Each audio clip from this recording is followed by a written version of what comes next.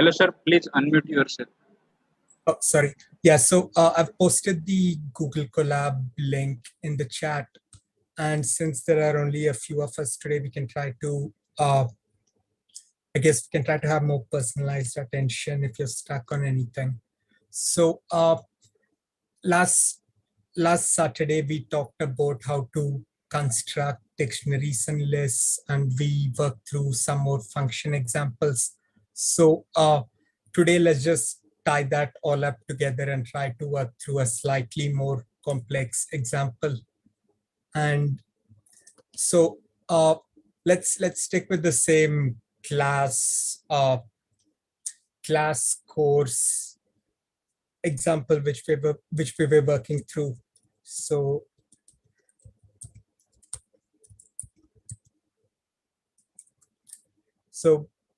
for that, let's try to build a bigger example data set to work off of. So Python has this inbuilt standard library module called random, and it allows you to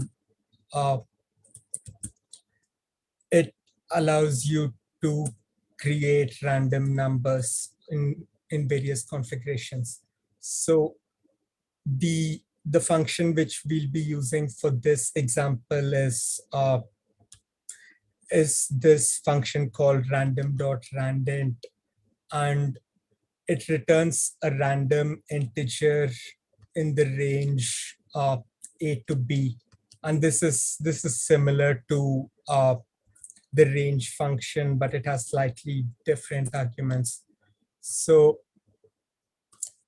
as you can see, each time I run this function, we're getting a different output. That's because the return value of this function is actually going to be a random number within this range. So the first exercise I want you all to do is to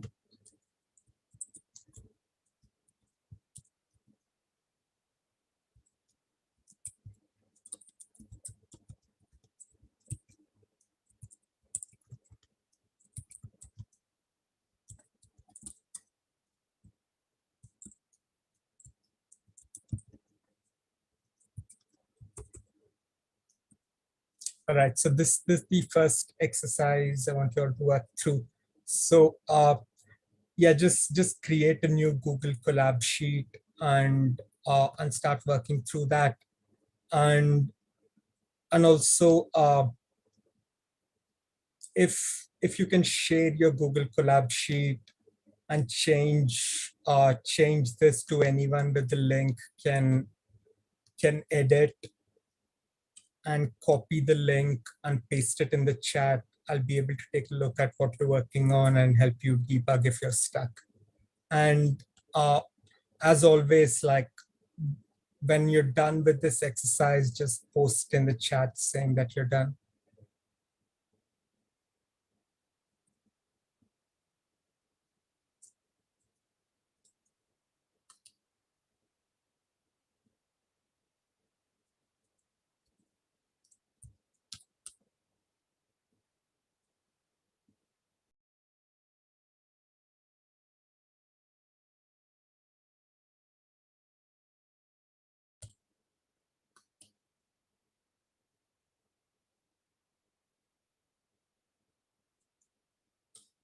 So yeah, I'm not seeing any comments in the chat. So for the people who joined late, the link to the sheet is in the chat again. And the current exercise which we're working on is to create a list of size 10 consisting of random integers between 60 and 100. And I want you to comment in the chat when you're done. So this is the way which we can, one way which we can do this is using the range function which we talked about before. So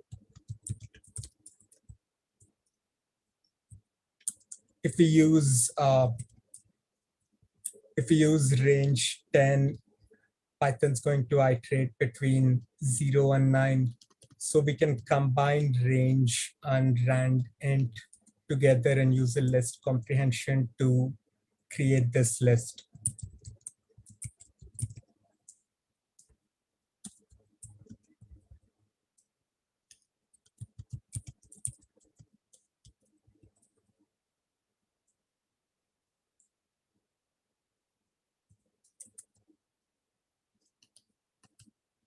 So now this list comprehension returns a list of size 10, and each element is a random number between 60 and 100. So I'm going to name this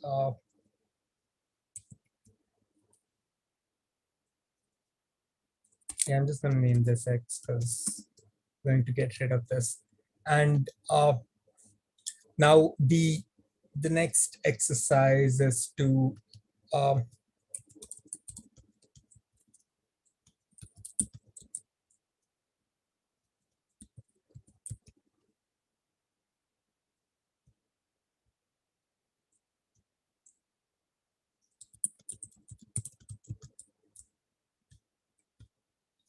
so and what I mean by that is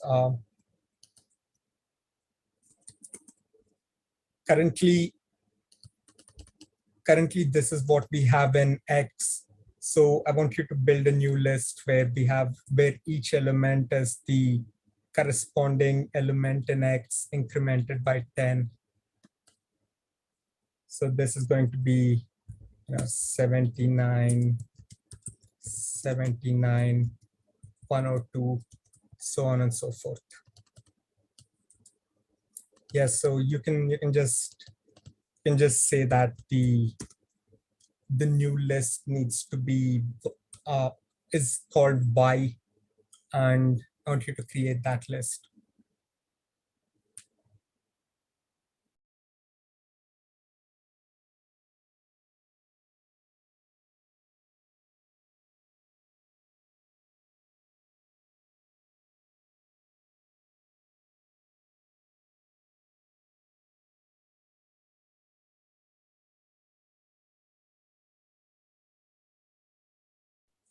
And for this one, I'm going to wait till all of you respond in the chat, whether you're either done or whether you're stuck on something. So maybe take about 5 minutes for this, and if you're done, say done, and if you're stuck, just mention in the chat that you're stuck and what exactly you're stuck on.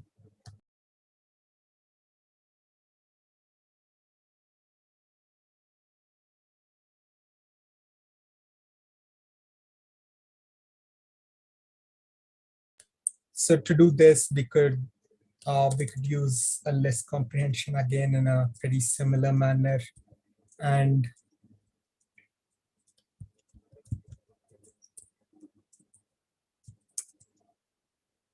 so this would go through each element in the list X and increment it by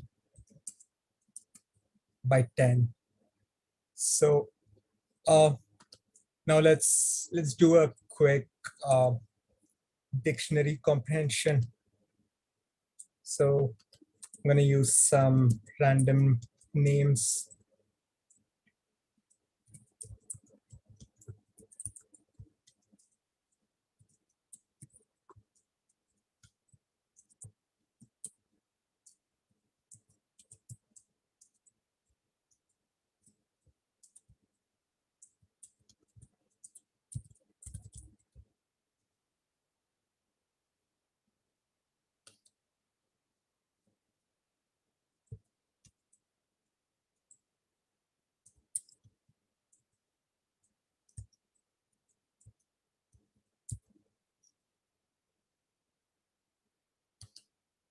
So now we have a list of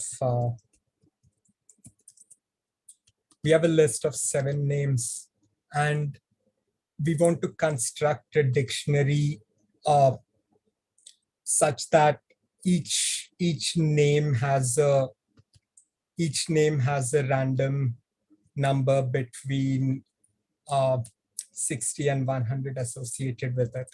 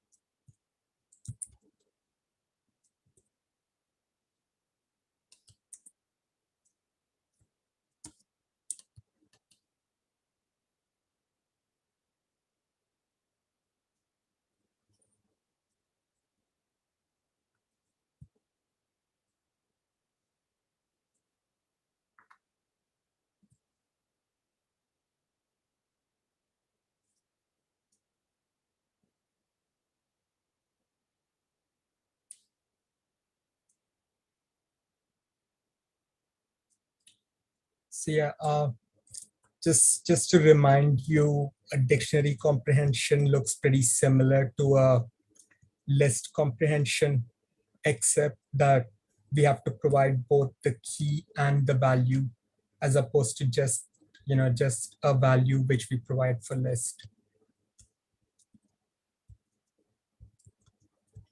So for example, this dictionary is just using the same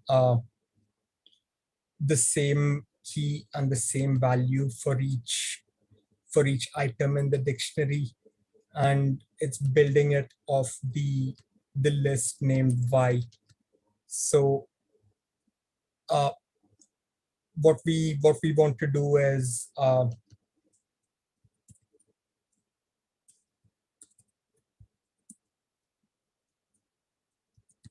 yeah, so this dictionary comprehension would look something like this, and I needs to be replaced with a random number,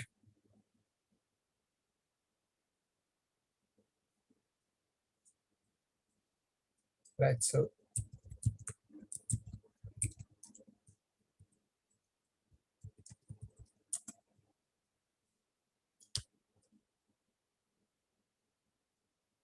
this is creating a list, a dictionary where each key is a name from this list, and the score is a random number between 60 and 100. So uh, let's extend this to construct uh, to construct multiple dictionaries. So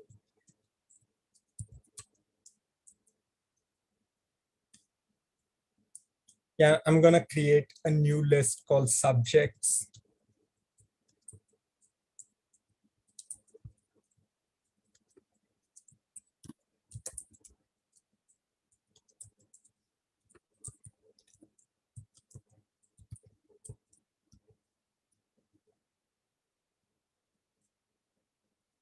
and now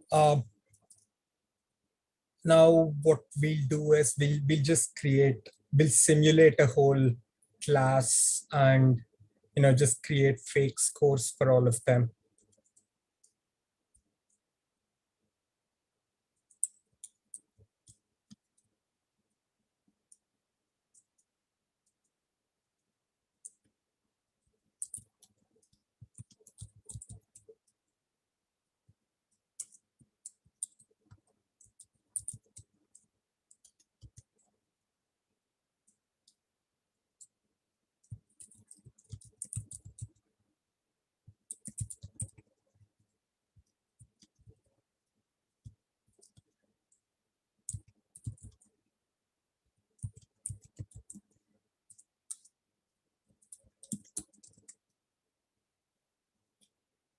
Yeah, so now we've created a dictionary of dictionaries in such a way that the the key of this course dictionary represents the name of the class, and inside of that we have the score of every student inside of that class. And uh, you can copy paste this inside of your sheet and work off of this. So specifically this block, and yeah, you can just use this so that we have the same sample data which we're working off of. And uh,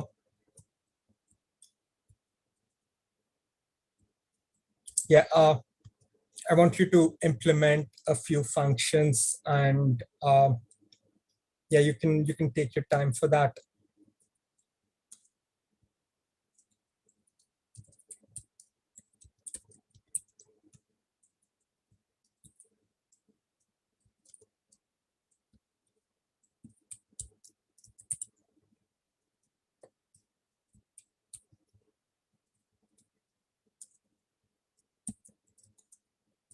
So yeah, the first function is called subject average, and it takes two arguments. The first argument is this course dict, and uh, for the rest of this exercise, we just use this dictionary called scores, which we've already defined. And uh, and the second argument is the name of the subject. And so for example, one way to call this would be,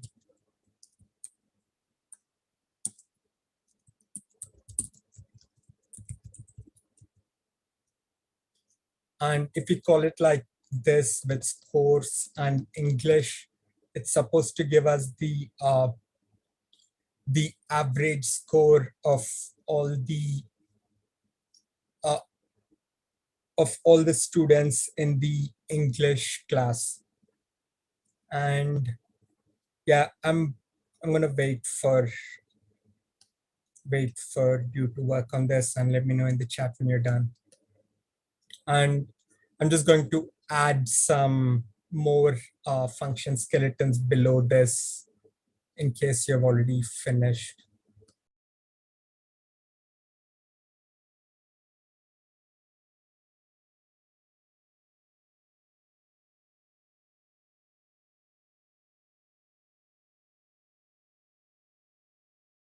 Yeah, and I don't think it's very useful for this session if I just solve these here. So I'm just going to uh, wait for you to solve this, and uh, definitely use the chat and let me know if you're stuck and need any hints and so on and so forth. So yeah, so let's just stick with these two functions for however long it takes, and then we can try to implement more if we have time.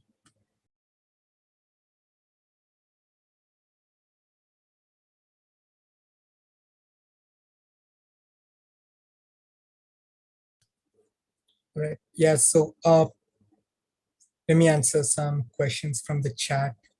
So uh, one question is about types, and I'm not sure if I fully understand that, but in this particular example, we have various types. So uh, the keys of this dictionary are of type string, and these values are of type integer, and then we have a dictionary itself, and uh, then again we have a dictionary outside of it. So scores is a dictionary of dictionaries. And another question was, is there any difference between Python language and coding? And so coding is I guess uh, let me take a few steps back. So what we have here, is we're basically providing instructions for the computer to operate. So each line of this code is something which the computer needs to look at and then evaluate or run on its CPU. And so coding can represent, writing these instructions in any language. And here we're using the Python language. So we're writing Python code, and Python tells the computer how to run these instructions. And Python is not the only programming language. There's a bunch of other programming languages which have different syntax, and so it might look different from Python. So uh, one example of it is C. And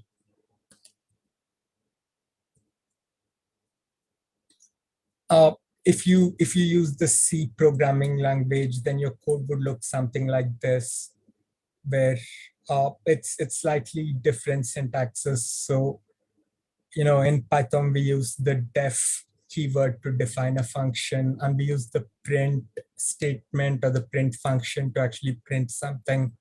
And in C it's called something different. And the the details for that are definitely like out of the scope for that lecture, but the key thing to know is that there are lots of different programming languages which are useful for different use cases, and a lot of them have slightly different syntax. And so uh, the what Python is popular for is that it's really easy to read and write, and uh, allows you to write code really fast and run them fast, and then do experimental data analysis and stuff like that really quick. So uh, in this example, we're basically analyzing some fake data which simulates course of various students in a class. And Python is a really good tool for this job. But if you consider like some other tasks, like for example, if you consider like some low level code where uh, you have code which interfaces with hardware, or like for example, let's say the code which runs on a robot, for something like that, the C programming language would often be a better choice, because it allows you to talk to the hardware more directly than Python does.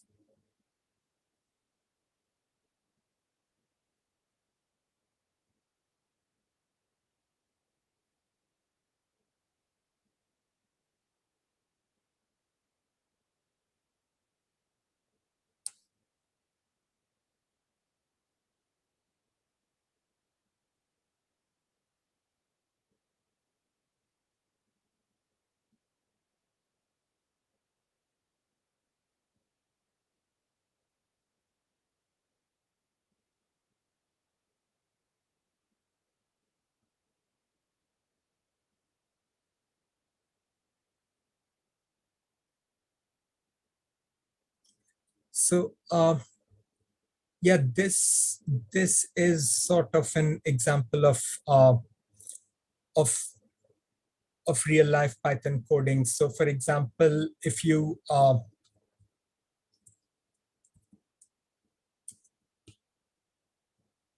know if if you had like a if you had a Google spreadsheet or a Excel sheet where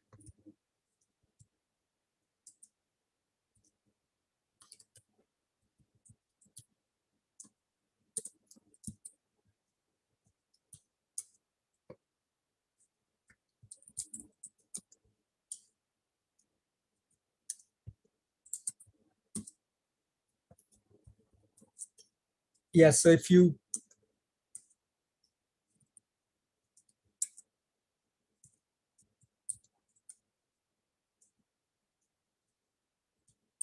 yeah, like let's say like, you know, uh, a school maintains the students course inside of Excel sheet or a Google spreadsheet, then and then you needed to have some code which printed out some, which maybe like generated the report card. Then you can use Python to do that. So in this case, we just created a random scorecard, but Python has many libraries. For example,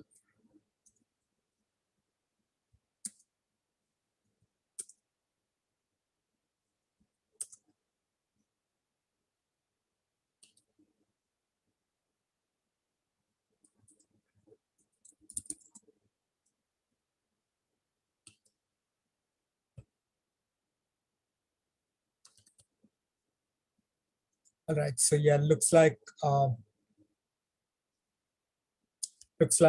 Google Colab includes some test data already. So I'm gonna skip the sheets thing for now.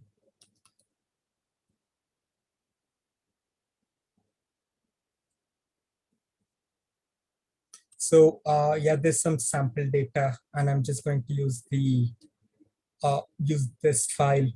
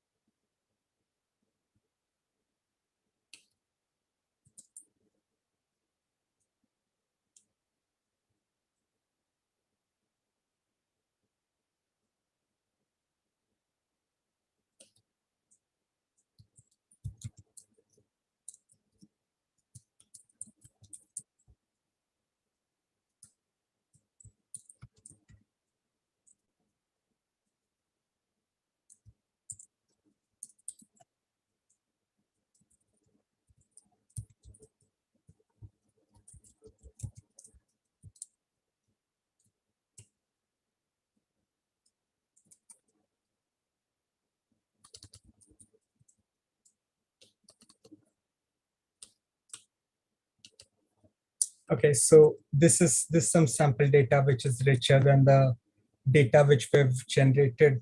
So this sample data has sample data from California, and it shows the location of each area, and the total number of rooms, and the total number of bedrooms, population, etc. And so one one real world use case uh, of Python would be like, for example, you know, if you wanted to find out the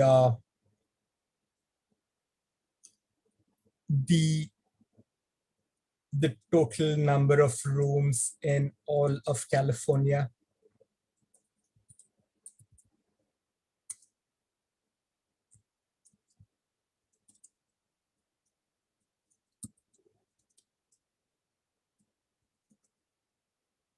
You know, then uh, you can use that sample data to tell you like if you look at the sum of the total rooms, it tells you like the total number of rooms in all of California. And yeah, you can also find out the total population and compute like any sort of statistics. In the upcoming lectures, Ramiz is going to go into more detail about how you can do like detailed statistical analysis with this library called pandas. But you know, for now, in order to understand that, it's very useful to have a basic understanding of Python too. So that's one real world use case of Python. And another real world use case, and which is what I work on in my job, is websites and web services. So unfortunately, like I can't really put an example of that in this Google Colab sheet, but basically you can use Python to build, to build websites like Google Colab, for example, or like Wikipedia. And yes, so that's a little bit more complicated than data analysis, but like if you're interested in that field, just make sure to like post in the forums, and I will link you to some web development resources.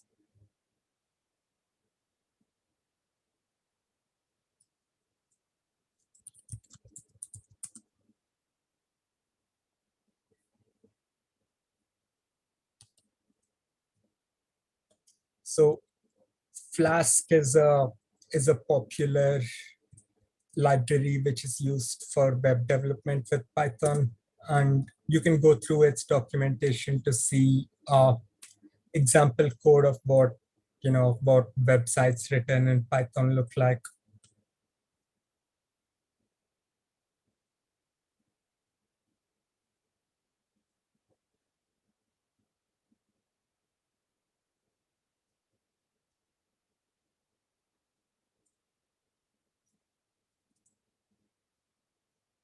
So the code which I have on my screen right now is a very, very simple website example, and all it does is it just prints out the name which you've given to it. But again, like even for web development, you sort of need to understand how functions work and how variables work, etc.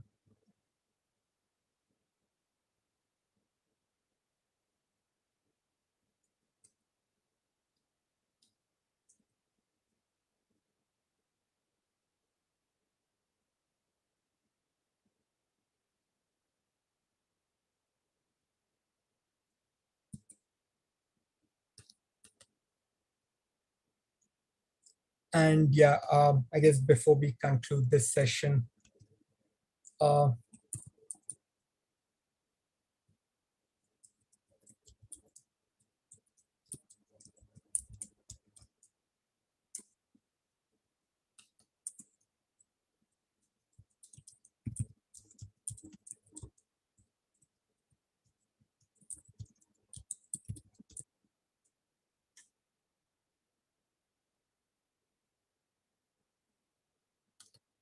right. So yeah, you all have access to this sheet, and I've posted a few more a few more exercises which you can work on your own time, and post on the forum if you have any questions. And during the next couple of lectures, Ramesh will walk you through like libraries to make these sorts of data analysis tasks simpler, and you can potentially redo this exercise at a later date using pandas in a much in a much quicker way.